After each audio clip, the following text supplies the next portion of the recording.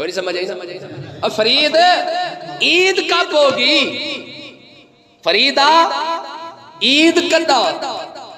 تو آگے کوئی عام بندہ تھوڑی تھا، وقت کا کتب بیٹھا تھا، اس نے کہا پھر پوچھ، کہا فریدہ عید کدا؟ فرمایا یار ملنے چلا۔ پہلے اپنے نصیب کا لکھا ہوا کھانا ہے، چاہے ڈاکٹر اسے روکے، چاہے کوئی اور حکیم اسے روکے، چاہے جتنا مرضی وہ بیمار ہو جائے، جو اس کے نصیب میں لکھ دیا گیا ہے، جب تک وہ اپنا رزق کھا نہیں لیتا تب تک اللہ تعالیٰ اسے موت نہیں دے۔ ٹھیک ہے، پھر کماتا کتنا ہے؟ فرمایا جتنا اس کے نصیب میں لکھ دیا گیا ہے، چاہے اسے گھاٹا آئے، چاہے اسے منافع آئے، چاہے اسے کمپنی کی طرف سے کچھ مل رہا ہو، چاہے فیکٹری کی طرف سے کوئی بونس مل رہا ہو، فرمایا جو اس کے نصیب میں لکھ دیا گیا ہے بندے نے کمانا اتنا ہی ہے۔ جب ہمارا رزق ہی لکھ دیا گیا ہے کہ اس بندے نے اتنا سال میں کھانا ہے، تو پھر بتائیں ساری زندگی ہماری فکر، ہماری سوچ، ہماری پریشانی تو اسی بات میں رہی ہے کہ یار اگر فلانا کام کر لیتے تو شاید اور ذرا کھا لیتے، اور ذرا ترقی کر لیتے۔ تو بھائی جو نصیب میں لکھنا تھا وہ تو 1 سال پہلے لکھ دیا گیا ہے۔ اور دوسری بات فرمایا کہ مرنا کس نے ہے، یہ لسٹ بھی فرشتوں کے پاس آ جاتی ہے، اس سال کے اندر اس بندے نے مرنا ہے۔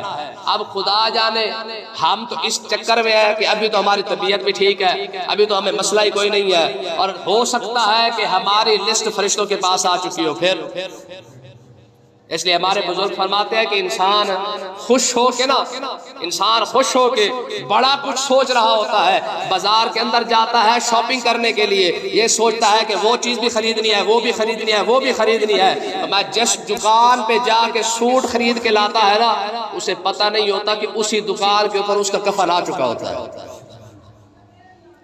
جس دکان سے سوٹ خریدنے گیا ہے اسی دکان پہ اس کا کفن آ چکا ہے۔ جب ایک بندے کو پتہ ہی کوئی نہیں ہے کہ یار ہماری موت آ چکی ہے، پھر مزیداری کی بات یہ ہے جس بندے نے جہاں پہ مرنا ہے اس نے وہیں پہ پہنچنا بھی ہے، چاہے اس کا ویزا لگے یا نہ لگے۔ ٹھیک ہے، ہاں ساری زندگی بندہ کوشش کرتا رہے کہ میرا ویزا لگ جائے، چاہے وہ سعودی عرب کا ہو، چاہے وہ امریکہ کا ہو، نہ بھی لگے، اگر موت لکھی ہے نا سعودی عرب کے اندر، ویزا ان کا باپ بھی دے گا، جب فوراً کوئی نہ کوئی بندہ آئے گا، ویزے کا انتظام بھی ہو چکا ہوگا، اور اگلا کہے گا میاں ویزا لگے نہ لگے چل سعودی عرب چل۔ کیوں؟ کیونکہ مرنا جو وہاں پہ ہے۔ حضرت سلیمان علیہ السلام بیٹھے ہوئے ہیں، جناب اسرائیل علیہ السلام آ گئے، اور آگے حضرت سلیمان علیہ السلام کے ساتھ باتیں کر رہے تھے، اچانک ایک بندے پر نظر پڑی، تو حضرت اسرائیل علیہ السلام نے بڑے غور سے دیکھا اسے۔ جب اس بندے نے دیکھا نا کہ اسرائیل علیہ السلام تو مجھے بڑے غور سے دیکھ رہے ہیں، وہ ڈر گیا۔ اس نے حضرت سلیمان علیہ السلام کو کہا حضور آپ ہوا کو حکم کریں مجھے اٹھا کے وہ دور جا کے فلانی جگہ پہ چھوڑا ہے۔ حضرت سلیمان علیہ السلام نے ہوا کو حکم دیا، اور ہوا نے اس بندے کو اٹھایا، اور اٹھا کے جتنا دور اس نے کہا تھا وہیں پہ چھوڑا ہے۔ ٹھیک ہے، تھوڑی دیر کے بعد حضرت اسرائیل علیہ السلام نے اجازت مانگی سلیمان علیہ السلام سے، آپ نے اجازت دی، حضرت اسرائیل علیہ السلام چلے گئے۔ اچھا تھوڑی دیر کے بعد حضرت اسرائیل علیہ السلام بھی آ گئے واپس۔ آپ نے فرمایا سلیمان علیہ السلام نے کہا اسرائیل تھوڑی دیر میں جلدی کیا جلدی تھی، تھوڑی دیر میں پہلے چلا گیا ہے، ابھی واپس آ گیا ہے، اور پھر اس بندے کو تو گھور بھی رہا تھا، خیریت تو تھی۔ حضرت سلیمان علیہ السلام کو جناب اسرائیل کہنے لگے حضور اس بندے نے وہاں مرنا تھا، بیٹھا یہیں پہ تھا، تو میں غور سے اس لیے دیکھ رہا تھا کہ اس کا جو وقت ہے وہ تو آپ پہنچا ہے، چند گھڑیاں رہ گئی ہیں، چند گھڑیوں کے اندر تو اس نے مر جانا ہے، اور پھر ابھی بیٹھا بھی یہاں پہ ہے، اس لیے وہاں پہنچے گا کیسے؟ یہ وہاں کیسے پہنچے گا؟ کیونکہ وہ تو مہینوں کا فاصلہ ہے، اور اس کی زندگی کے چند لمحے رہ گئے ہیں، یہ مرے گا کیسے اور وہاں پہنچے گا کیسے؟ کہتے اسی وقت اس نے کہا کہ جناب آپ ہوا کو حکم کریں مجھے چھوڑا ہے، ہوا کو حکم کرے مجھے چھوڑا ہے۔ فرماتے ہیں کہ جیسے ہوا کو حکم دیا تو ہوا نے سیکنڈ سے پہلے منٹوں کے اندر اس کو وہاں پہنچا دیا ہے، اور میں پھر وہاں پہنچ کے اس کی روح قبض کے دوبارہ کر کے آپ کے پاس دوبارہ حاضر ہو گیا۔ بات سمجھ آئی کہ نہیں آئی؟ جب موت کا وقت لکھ دیا گیا ہے اور رزق بھی لکھ دیا گیا ہے، رب نے پھر بھی بندوں کو سمجھاتے ہوئے فرمایا جو کام میں نے کر دیا ہے اس کی فکر کرنے کی ضرورت نہیں ہے۔ وَمَا مِن دَابَّةٍ فِي الْأَرْضِ إِلَّا عَلَى اللَّهِ رِزْقُهَا، فرمایا کہ ہم نے جو رزق تمہیں دینا ہے وہ ہمارے ذمے ہے۔ رزق کا وعدہ رب کا ہے، یہ اس کے ذمے ہے، اس نے دینا ہی دینا ہے۔ جب تک سانس چل رہی ہے، جتنی مخلوق موجود ہے، جس کا جو رزق بنتا ہے یہ رب نے دینا ہے۔ ہاں، رب نے ہمارے ذمے کام لگایا، فرمایا تم نے کیا کرنا ہے؟ فرمایا تم صرف ایک کام کر لو، کون سا؟ یا ایھا الذین آمنوا قوا انفسکم واہلیکم نارا، فرمایا تمہارا کام یہ ہے کہ تم اپنے آپ کو بھی قوا انفسکم واہلیکم نارا، فرمایا تم اپنے آپ کو بھی اور اپنی اولاد کو بھی جہنم کے آگ سے بچا لو، تمہارے ذمے صرف یہی کام ہے۔ آج جو کام رب کا تھا وہ بندوں نے لے لیا ہے جی، جو ذمہ رب کا تھا وہ بندوں نے خود ہی اٹھا لیا جی۔ اگر ہم نہیں کمائیں گے تو کھائیں گے کیسے؟ اور ہماری ایمان کا حال تو یہاں تک پہنچ چکا ہے، ہم کہتے ہیں جی اگر بے ایمانی نہیں کریں گے تو پھر کیسے کھائیں گے؟ اس کا مطلب یہ ہے کہ رب کا جو وعدہ تھا کہ میں نے تمہیں رزق دینا ہے، وہ بے ایمانی کے بغیر نہیں دے سکتا۔ ٹھیک، ہمارا ایمان کمزور ہو گیا نا کہ ہم یہ سمجھتے ہیں، اور کئی بار لوگ کہتے ہیں جی اگر بے ایمانی نہیں کرے تو گھر کیسے چلتا ہے؟ بتاؤ، رب کا وعدہ نہیں تھا کہ تمہیں رزق دوں گا؟ تو پھر سوال یہاں پہ پیدا ہوتا ہے کہ جب رب کا وعدہ ہے رزق دینے کا تو پھر بندہ کیسے کہتا ہے جی میرا گھر نہیں چلتا؟ اس کی وجہ صرف اور صرف ہماری خواہشات ہے۔ ٹھیک ہے، یعنی رب نے روٹی کا وعدہ تو کیا ہے، LCD کا وعدہ تو نہیں کیا ہے، بڑے فریج کا تو نہیں کہا ہے، بڑی بلڈنگ کا تو نہیں کہا، بڑی کوٹھی کا تو نہیں کہا، بڑی کار کا تو نہیں کہا ہے، یہ تو ہماری خواہشات ہے۔ اب جتنی مرضی خواہشات بڑھاتے جاؤ، ٹھیک ہے، جب خواہشات بڑھتی جاتی ہیں انسان ان خواہشوں کو پورا کرنے کی خاطر پھر کیا کرتا ہے؟ جو ایمانداری والا راستہ ہے اسے چھوڑ کر بے ایمانی کے راستے پہ چل پڑتا ہے۔ آج دیکھ لیں ہماری گھروں کی پریشانیاں اس وجہ سے نہیں ہے کہ ہمارے پاس رزق کم ہے، لیکن ہماری لسٹیں اتنی لمبی ہے کہ اگر 50,000 تنخواہ ہے تو اس میں 40,000 کی ہمیں LCD چاہیے، اگلے 50,000 کے اندر ہمیں بڑا فریج چاہیے، اس سے اگلے 50,000 کے اندر ہمیں گھر کے اندر ٹائل بھی لگوانی ہے، اگلے 50,000 میں گھر کی چھت کو ہم نے جناب والا رنگین بھی کرنا ہے۔ کیا مجھے بتائے یہ سارا کچھ رزق کے اندر شامل ہے؟ خواہش اپنی اور بدنامی کرنا رزق کی، یہ جناب رزق نہیں دے رہا۔ ہمارے بزرگان دین کے اندر ایسے ایسے بندے گزرے ہیں کہ جنہوں نے 16 دنوں کے اندر ایک ایک لقمہ کھایا ہے۔ کتنے دنوں کے بعد؟ 16 دن، 16 دنوں کے بعد ایک ایک لقمہ کھانا، ٹھیک ہے۔ اور جنید بغدادی رحمت اللہ علیہ سے پوچھا گیا حضور ہمارا دل کرتا ہے ہم رب سے محبت کریں، کوئی نسخہ ہی بتا دے، رب سے محبت کرنے کا طریقہ ہی بتا دے، رب سے محبت کرنے کا کوئی نسخہ ہی بتا دے۔ آپ نے فرمایا ہاں نسخہ تو ہے پر تمہارے لیے نہیں ہے، نسخہ تو ہے پر تمہارے لیے نہیں ہے۔ انہوں نے کہا حضور ہم کر لیں گے، آپ بتائیں تو صحیح، ہم بھی بڑے پروان بندے ہیں، بڑے سے بڑے چیلنج ہم جو ہے وہ جناب پورا کر سکتے ہیں، یہ کون سی بڑی بات ہے؟ جنید بغدادی نے فرمایا اس طرح کرو اپنا کھانا چھوڑ دو، رب سے محبت ہو جائے گی۔ جو قوم لنگر کے بغیر حضور کا ذکر نہ سنتی ہو، جو لنگر کے بغیر رب کا نام سننا گوارا نہ کرے، بتائے وہ صوفیاء کے طریقے پہ کیسے چلے گی؟ کیوں جی؟ یہ جنید بغدادی کا قول ہے۔ فرمایا کہ اگر تم چاہتے ہو نا رب سے محبت کرو، فرمایا تم اس طرح کرو روٹی چھوڑ دو، رب سے پیار ہو جائے گا۔ حضرت بشر حافی کے پاس بندے آ گئے، کہنے لگے حضور ہم حج کرنا چاہتے ہیں لیکن ہماری خواہش یہ ہے کہ حج بھی کریں تو آپ کے ساتھ کریں، آپ چلے ہمیں حج کروا دے، ہم حج کرنا چاہتے ہیں لیکن ہماری چاہت یہ ہے، ہماری خواہش یہ ہے کہ آپ ہمیں حج کروائیں۔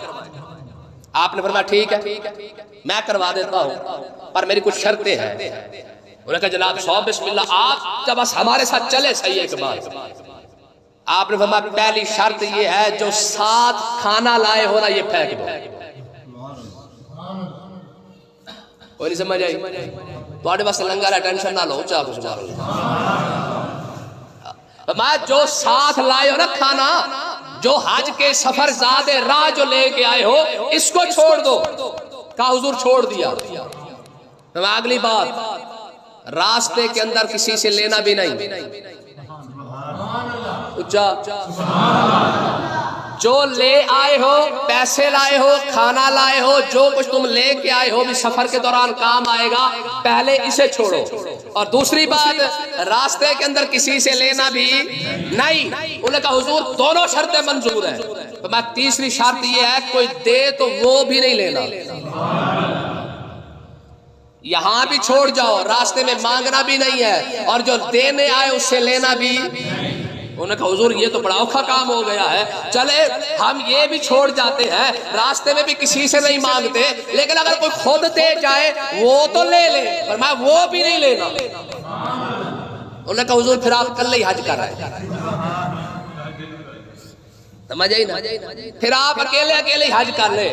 آپ نے فرمایا ظالمو تم اگر ہاں کر دیتے نا تو مجھے رب کی عزت کی قسم ہے اگر تم کسی سے کچھ نہ مانگتے، جو دینے آتا اسے واپس بھیج دیتے، رب اپنے فرشتے بھیج کر تمہیں رزق عطا فرما دے. یہ میرے رب کا وعدہ نہیں ہے. تمہیں تو رب پر اتنا بھروسہ ہی کوئی نہیں. کیوں جی؟ تمہیں رب پر اتنا بھروسہ ہی کوئی نہیں ہے. میری بات سن کے تمہاری بس ہو گئی ہے، ہمت جواب دے گئی ہے. اگر تم ہاں کرتے اور چل پڑتے ایک مرتبہ، ہمارا رب فرشتے بھیج کر بھی رزق عطا فرما دیتا. لوگوں نے کہا دلیل؟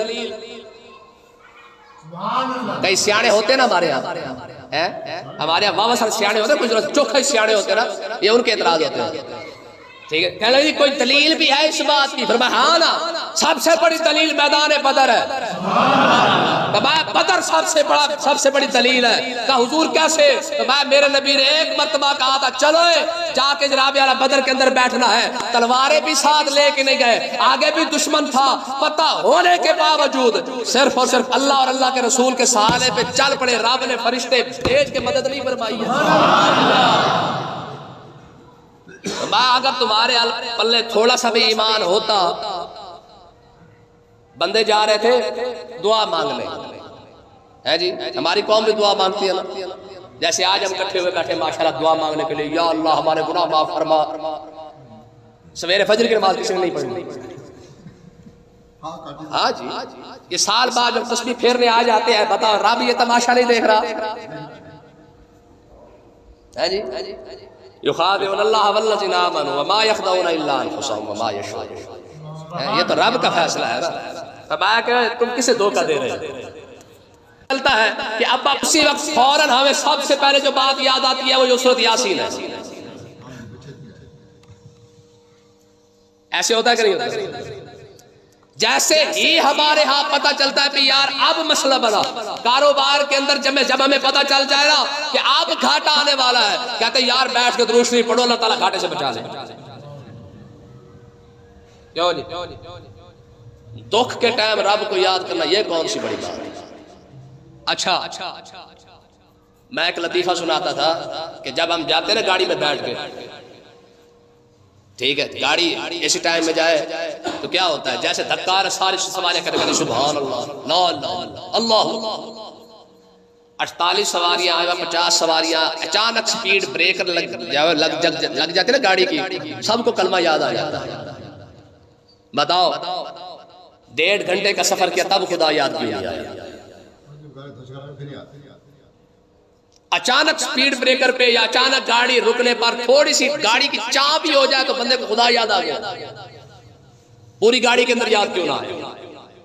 تو قرآن مجید کی آیت ہے، فرمایا وَإِذَا مَسَّ الْإِنسَانَ الضُّرُّ دَعَانَا لِجَنبِهِ أَوْ قَاعِدًا أَوْ قَائِمًا فَلَمَّا كَشَفْنَا عَنْهُ ضُرَّهُ مَرَّ كَأَن لَّمْ يَدْعُنَا إِلَىٰ ضُرٍّ مَسَّهُ. جب انسان کو تکلیف پہنچتی ہے نا، وَإِذَا مَسَّ الْإِنسَانَ الضُّرُّ دَعَانَا لِجَنبِهِ، جب انسان کو تکلیف ہوتی ہے کیا کرتا ہے؟ دعانا لجنبہ، لیٹ لیٹ کر اپنے خدا کو یاد کرتا ہے. او قائدر، پھر بیٹھ بیٹھ کے یاد کرتا ہے. او قائمر، پھر کھڑے ہو کے یاد کرتا ہے. یار یہ قرآن ہے، یہ 11واں سپارہ ہے. میں جیسے پریشان ہوتا ہے میں پھر بیٹھا ہو خدا یاد آ جاتا ہے، لیٹا ہو خدا یاد آ جاتا ہے، کھڑا ہو خدا یاد آ جاتا ہے. ہر لمحہ جب تک مصیبت اس کے سر پہ رہتی ہے اللہ اللہ کرتا رہتا ہے. پھر تو گھر والوں کو بھی کہتا ہے تم بھی تسبیح اٹھا لو، پھر تو گھر والوں کو بھی کہتا ہے تم بھی مصلی بچھا لو. کیوں؟ شاید یہ مصیبت ٹل جائے، یہ پریشانی ختم ہو جائے. ایمانداری سے بتائے یار، ایک بار بھی رب پوچھ لے کہ میرا نام صرف اور صرف تو نے اپنے دکھ کے لیے رکھا تھا، اس سے زیادہ تمے والا بندہ کون ہو سکتا ہے؟ قرآن مجید نے فرمایا ان الانسان لکفور قتل الانسان ما اکفر من ای شیء خلقہ من نطفۃ خلقہ فقدرہ. یہ سارا قرآن ہے. اب قتل الانسان ما اکفر، رب کہہ رہا فرمایا مر جا انسان، ما اکفر تو نے ایک بار بھی میرا شکر ادا نہیں کیا. قتل الانسان میں مر جا، یہ رب کہہ رہا. قتل ہو، یہ رب کا گلہ نہیں. کبھی تمے کے بغیر بھی تو رب کو یاد کر کے دیکھو نا یار. ہمارا کوئی ایک لمحہ جو تمے کے بغیر ہم نے رب کو یاد کیا ہو. آج بڑی رات آئی ہے تو ہمیں تمہ پڑ گیا کیونکہ ہم نے سن رکھا ہے جی کیونکہ یہ بڑی رات ہے، اس کے اندر بیٹھ کے آپ 2 تسبیح پڑھیں گے تو اتنا ثواب ہے، 2 دانے پھیریں گے تو اتنا ثواب ہے، 2 مرتبہ ٹکر ماریں گے تو اتنا ثواب ہے. بتاؤ آج تو شب برات نظر آ گئی، کل کیا ہوگا؟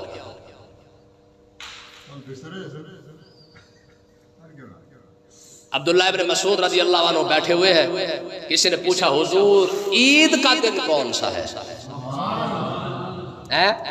پوچھنے والے کوئی ویلے لوگ نہیں تھے، بڑے لوگ. ہماری سوچ دیکھیں، 2 تیرے پوترے کا بیاہ دیکھا ہے جی، کدی 2 ڈنگر بن جان، کدی 4 ہو جانا پھر خیر، 2 گھر بن گئے کدی 3جا پھڑ جانے ایک باری مانا انی پادلی پھر آپ مسجد من لڑی. ہر بندے نے ایک ٹارگٹ رکھا ہوا ہے کہ اگر میں 50 ڈنگر بنا لوں پھر میں مسجد میں. مجھے بتا جو 4 ڈنگر تجھے مسجد میں نہیں آنے دیتے 50 تجھے آنے دیں گے؟ ایک کوٹھی تجھے مسجد میں نہیں آنے دیتی ہے، دوسری کوٹھی بننے کے بعد تو مسجد میں کیسے آ جائے گا؟ ایک دکان تجھے مسجد میں نہیں آنے دیتی، ایک مارکیٹ تجھے کیسے مسجد میں آنے دے گی؟ کیوں جی؟ سنگل سٹوری مکان ہو، وہ بندہ کہتا ہے جی سنگل سٹوری بن چکی ہے، پلسٹر کروا لو پھر کام ختم، پھر میں مسجد جوگا. پھر کہتا ہے جی ٹیلے لگوا لو پھر مسجد میں. پھر کہتا ہے جی بس سنگل ہے نا ڈبل سٹوری کر لو پھر میں. عبداللہ ابن مسعود سے پوچھا گیا کہ حضور آپ بتائیں شب برات کون سی ہوتی ہے، عید والا دن کون سا ہوتا ہے؟ سنیں ذرا، عبداللہ ابن مسعود فرماتے ہیں جس دن میں کوئی گناہ نہ کروں وہ دن میرے لیے عید کا دن. ہماری عیدیں کون سی ہیں؟ دونوں کھانے والی ہے، ایک پر گوشت مل جاتا ہے دوسرے پر سیویاں مل جاتی ہے. اس کے علاوہ تو ہماری عید ہی کوئی نہیں. خواجہ غلام فرید رحمت اللہ علیہ کوٹ مٹھن کا کتب ہے، بیٹھا ہوا ہے، سرائکی زبان تھی نا آپ نے. آپ کے پاس ایک مجذوب آ گیا، مجذوب یعنی ولی کامل تھا وہ. اچھا وہ آیا اور خواجہ صاحب بیٹھے ہوئے تھے اپنا دریا کے کنارے. ٹھیک ہے 5 رات گزرتا ہے نا وہاں سے، دریا کے کنارے بیٹھے ہوئے ہیں. فقیر نہ ایسے چکر لگا رہا ہے، خواجہ صاحب بیٹھے. جب فقیر نے 2-4 چکر لگایا تو خواجہ صاحب بھی مستی میں آ گئے. ایسے فقیر کی طرف دیکھا، میں فقیرہ کیا کر رہا ہے؟ اس نے کہا فریدہ ایسے نہ دیکھ، میں بات پوچھنے آیا ہوں جواب دے. کہا پوچھ. اب اس نے ظاہر ہے اپنی زبان میں پوچھا، کہا فریدہ عید کداں؟ کوئی نہیں سمجھ. فرید عید کب ہوگی؟ فریدہ عید کداں؟ تو آگے کوئی عام بندہ تھوڑی تھا، وقت کا کتب بیٹھا تھا. اس نے کہا پھر پوچھ. کہا فریدہ عید کداں؟ فرمایا یار ملنے چلا. کوئی نہیں سمجھ آئی نا؟ اس جملے دا کوئی مول ہو سکتا ہے؟ کاش کوئی ایک گل دا یار اپنے دل نے کدی بٹھایا کرو کیا جیسی مسجد چوں نکلی نا باہر کم سے کم ایک گل دا ساڑے پلے پئی ہو اتنے ظالم دل یقین کرو ساڑے کہ ساڑے ایک دل بھی ساڑے دل نے کدی تیر جا کے لگی